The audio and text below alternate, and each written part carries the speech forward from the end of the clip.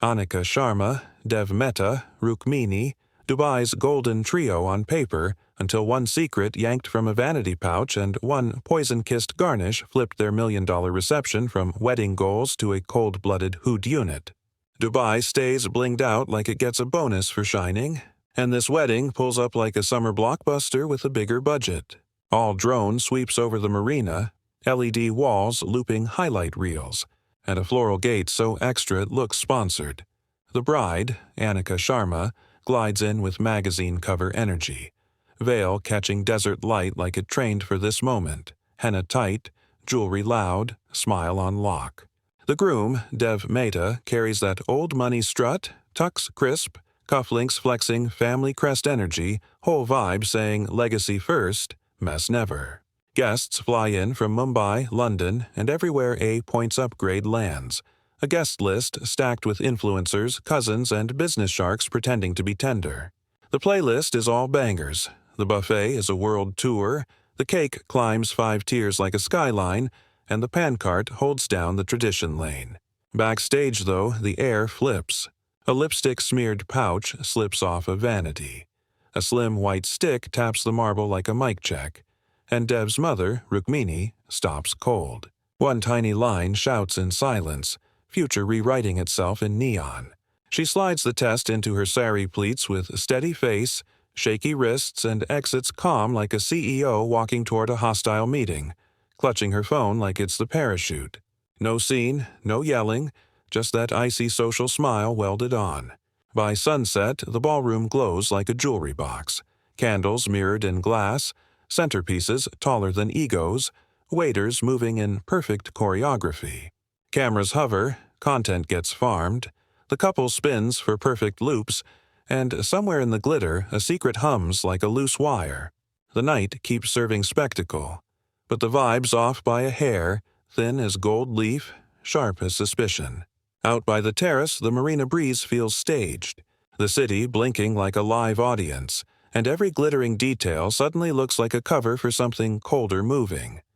Rukmini shifts lanes from cocktail chatter to command center mode, low-key spiraling while that couture smile stays glued like it's insured, eyes scanning table numbers like stock tickers, bracelets barely clinking as she reroutes egos with a manicured gesture and a whispered note to the planner, who already feels the temperature drop. Place cards migrate like migrating birds. Influencers nudged into a photogenic cluster, elders granted sightlines. Potential landmines separated by foliage and space as staff hustle with professional poker faces. A runner slides through the service corridor with an unlabeled box, shrink wrap scuffed, return address vague, paperwork stamped with a too-clean approval tag from a burner alias that reads like a brand but smells like smoke. The kitchen lid logs it because the night demands precision. Checks the manifest, marks the garnish as VIP only, tucks it near the pastry blast chiller, and moves on when the next tray dings. Security drifts by, radios buzzing, lenses catching movement but not motive. Time-stamped and ordinary until it isn't. Up in the bridal suite, Anika folds a slim folder behind her perfume lineup, tucked between glass and velvet, a tiny archive of sonogram prints, a lab letter, and a charm shaped like a crescent, all waiting for a midnight drop that was supposed to trend for sweetness, not shock. She cues a private note in her phone, drafts a caption, breathes in jasmine, and presses her hand to a future she believes is solid. Downstairs, the D-hole hits like caffeine. Shoes come off, ties loosen, cameras farm content by the gig, and the whole ballroom surfs a high-gloss wave. Under it, the current shifts, invisible but pushy, as timing windows open, doors swing, badges beep, and something quiet slips into position. In the corner, an ice sculpture sweats. Candles gutter. A checklist gets a star, a tiny mark that means nothing to most and everything to the one engineering tonight's misdirection. The couple hits center stage to a remix that bangs hard, confetti cannons puffing sugar smoke while spotlights carve halos on sequins, photographers orbiting like satellites hungry for the perfect loop, and a server gliding through the maze with the signature dessert riding on silver, little petals twinkling like they paid rent to the glitter gods. Anika floats a spin, taps the fork, tastes the rose syrup and gold-kissed garnish, takes another clean bite, smiles for the drones, and then the switch flips. Color drains like a filter gone wrong, sweat beads at her hairline, pupils blow, knees lose their contract, and the mic claps the floor so loud the DJ slams the fader in self-defense. People freeze mid-cheer, a split screen of joy and static panic, and then the room breaks rank. Servers stash trays, aunties clutch pearls and prayers, cousins make walls with their bodies. Security cuts a lane straight to the stage. Hotel staff kill the track, house lights come brutal and honest, an AED crackles awake, pads slap onto skin, an oxygen mask fogs, and an IV snakes in, while the videographer catches his own reflection, shaking. Sirens throw blue and red across glass towers outside as EMS barrels in with that practiced calm that makes everyone else feel louder. The stretcher pops. The vitals monitor chirps a language nobody wants to learn, and the bride is wheeled through a tunnel of perfume, flash, and fear. Phones dump the moment online before the doors swing shut. Captions mutate from fairy tale to oh no in minutes, and the venue's name trends for all the wrong reasons. A private hospital swallows the entourage. Corridors smell like antiseptic and money. A doctor's face tells an answer without speaking, and the city built on shine suddenly feels like it swallowed a storm. Back at the hall, cake stands lonely. Chairs skew. Glitter drifts like fallout, and hope hangs thin as kite string. Blue uniforms flood the ballroom like a sudden tide.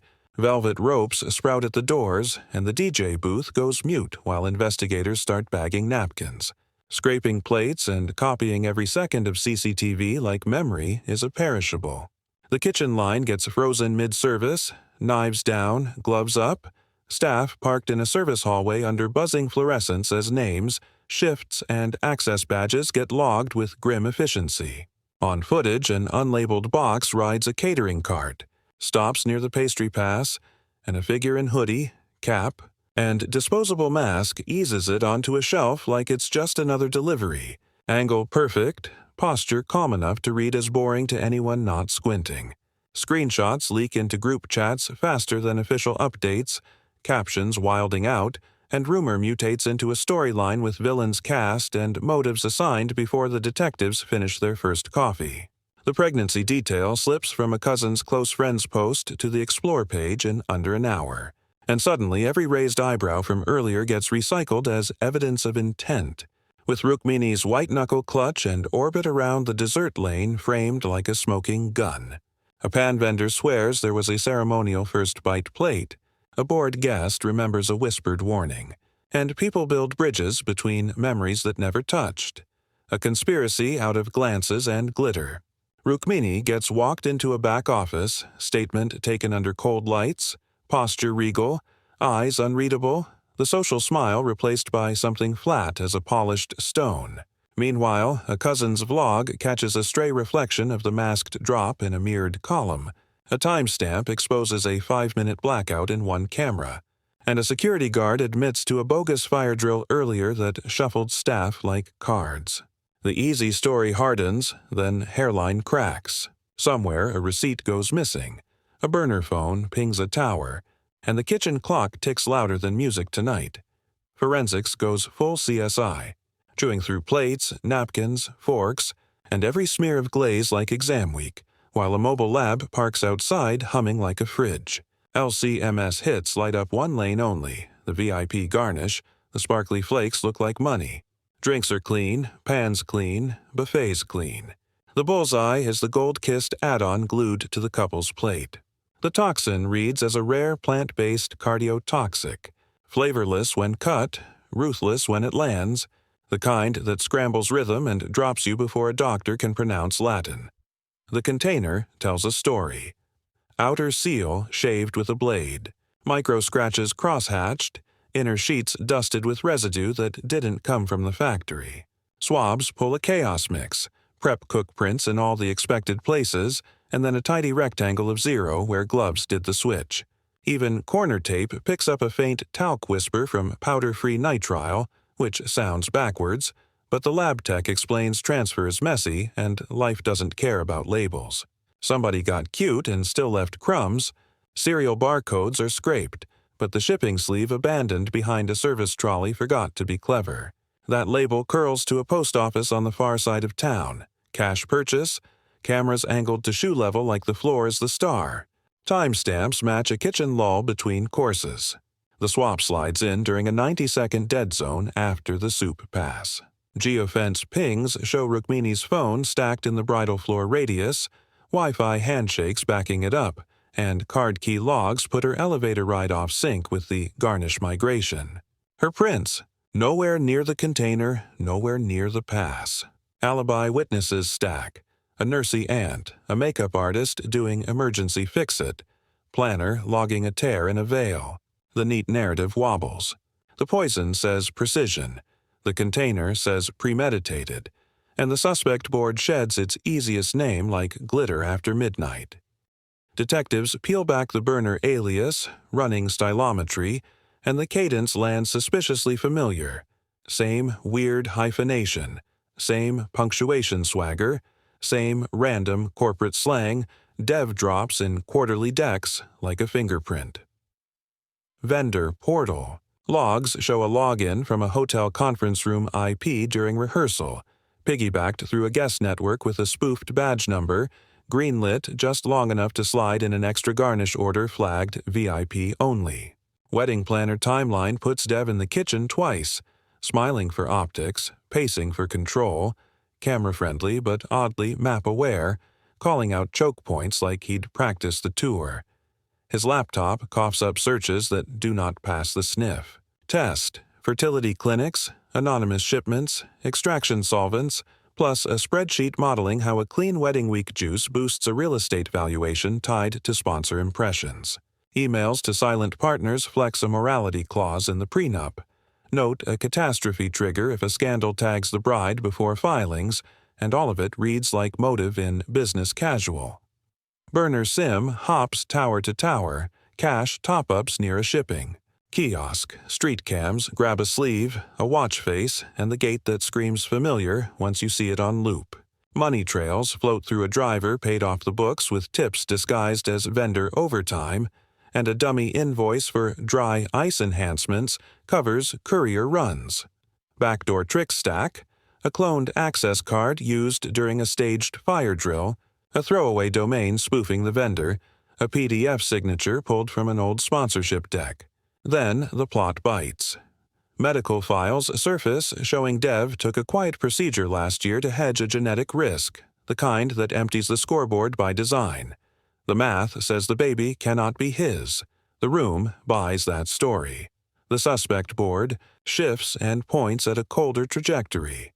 Engineer a tidy tragedy, frame the mother, close the deal, mourn on camera, walk away stainless. The folder finally leaves the Perfume lineup and hits the evidence table, a slim time capsule with receipts that cut through the noise like headlights in fog, and inside sits the plot twist nobody budgeted for. Clinic paperwork stamped months, back with both signatures, a consent form for cryo-storage, payment logs under Dev's card, and a treatment plan mapping a quiet IUI around a business trip he'd framed as hustle, but she'd framed as hope. Sonograms with date stamps, a lab letter noting motility from a banked sample pre-procedure, even a tiny charm taped to a note about the midnight dance reveal. It's all neat, tender, devastating in context. Forensics cross-check signatures, metadata on scans, ink aging. Everything screams legit. Paternity swabs pulled from the hospital confirm what the folder whispers. The baby is his. Not a side quest, not a scandal.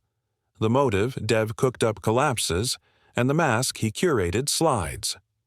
Detectives stitch the rest. Burner approvals keyed. With his linguistic fingerprint, access card clone triggered during that fake fire drill, courier paid through a shell invoice, poison writing in on a garnish meant to glitter for the cameras. He'd tried to stage a tragedy, angle the suspicion toward a mother already vibrating with judgment, then close his deal with the public still hugging him. Instead, he eats his own tail.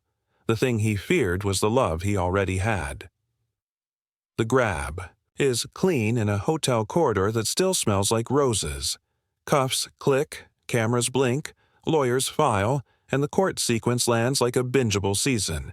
Emails, gate analysis, purchase trails, kitchen timestamps, a driver flipping for immunity.